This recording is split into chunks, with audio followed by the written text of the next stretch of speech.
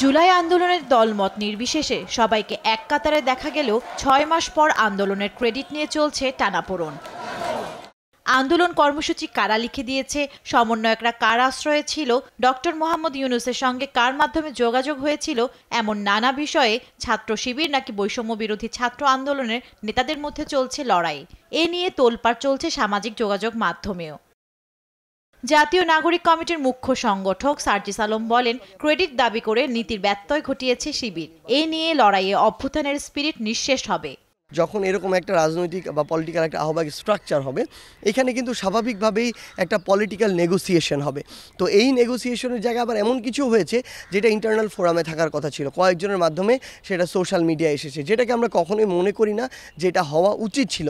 এটা তারা তাদের জায়গা থেকে যে নীতির যে জায়গাটি একসাথে থাকার একটি প্ল্যাটফর্মে, সেটিকে তারা ব্যত্যয় ঘটিয়েছে। এই ক্রেডিট দাবির যদি খেলায় আমরা সামনের দিকে মেতে যাই, তাহলে এই অভ্যুত্থানের যে স্পিরিট, সেই লক্ষ্য থেকে আমরা সরে যাব।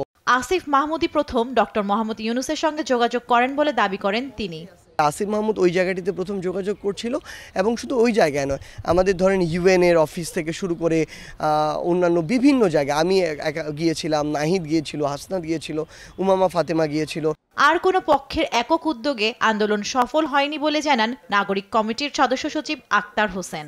এটা সকলের সম্মিলিত একটা উদ্যোগের জায়গা। সেই সম্মিলিত উদ্যোগকে আমরা এককভাবে কারো শুধুমাত্র একার উদ্যোগ হিসেবে আমরা এটাকে বিবেচনা করতে চাই না। তার মানে কি আপনাদের মধ্যে একটা ভাঙনের সুর চলে আসছে? মানে তারা এক কথা বলছে, আপনারা এক কথা বলছেন।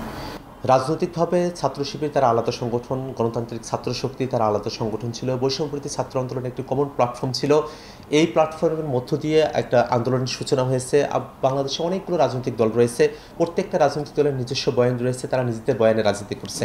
আমরা যারা নতুন রাজনৈতিক দলের কথা বলছি, আমরা আমাদের জায়গায় একতাবদ্ধ রয়েছি। নতুন করে এখানে কোনো ভাঙ্গনের সুর আছে বলে আমি মনে করি না। গণ অভ্যুত্থানের ৬ মাস পর কেন ক্রেডিট নিয়ে বিতর্ক উঠছে, এমন প্রশ্নের জবাবে ঢাকা বিশ্ববিদ্যালয় শিবিরের সেক্রেটারি মহিউদ্দিন খান বলেন, নিজেদের অবস্থান শক্তিশালীভাবে জানান দিতেই সত্য তুলে ধরছেন তারা।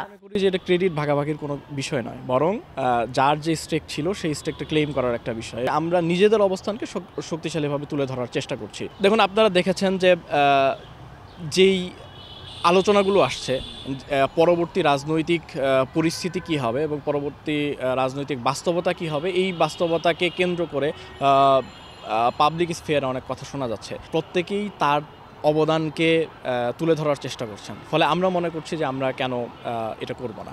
তবে সবার অংশগ্রহণ না থাকলে ফ্যাসিস্ট পরাজিত করা কারো একার পক্ষে সম্ভব ছিল না বলেই জানান তারা।